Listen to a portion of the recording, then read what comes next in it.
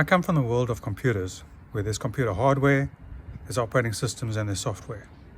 The hardware is the physical stuff that you can see, the ICs, the integrated circuits, the screens, the mice, the keyboards, the interfaces, the printers, all of that stuff, all hardware.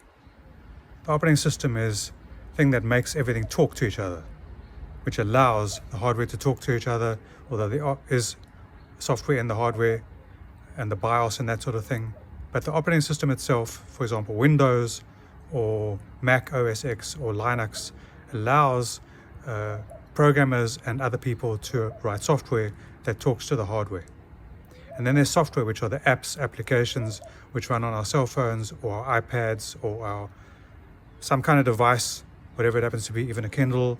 Software and hardware all integrated into one unit with its own operating system. And so all of this happens with hardware, operating system, and software.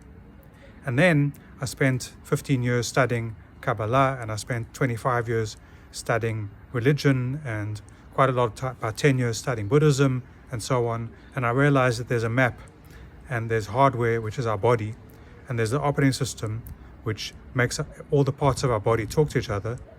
And then there's the software. What is the software from a body point of view? Well, it's all the inputs. So it's the food, what we eat, what we drink, what we breathe, and what we think. And we've got a brain which has random access memory, in fact far faster than any computer, and we can tap into more knowledge than the computer can. We can tap into infinite intelligence. We can do a whole bunch of stuff with our brains that maybe we don't even know how to do. We can learn how to do it, or we can change our software, because we can learn and make our operating system do other things. So the hardware is the body. The operating system is what makes the body function, and the software is what we feed the hardware and the operating system. And we can make modifications to those systems in some way, but not the hardware. We can't modify the hardware, although we do modify the hardware, because what happens is God gives us perfect hardware. We start life with perfect hardware.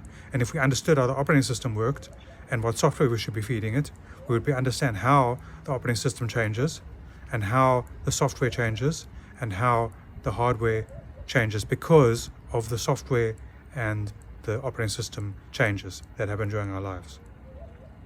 So I want to help you all understand how this whole complex machine works, and how to get rid of stress, how to get rid of burnout, how to not even have it in the first place, how to operate our body. I'm not a doctor. I'm a scientist. I'm a guy that looks at stuff and says, yes, this is how it works, or this is what breaks it, or whatever the case is.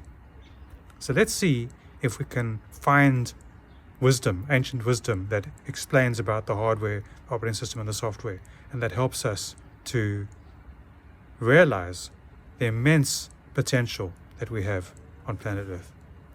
If you're celebrating Shabbat, the Sabbath, today, tonight, and tomorrow, then Shabbat Shalom. If you're a Muslim celebrating Friday, then peace to you. If you're a Christian celebrating on Sunday, then I wish you many blessings, and everybody else, and if all of those of us, I wish you many blessings and health, and may you all be filled with loving kindness, may you all be well, may you all be peaceful and ease, may you all be happy, may you all be healthy. This is a meditation and prayer from the Buddhist way of thinking. Goodbye.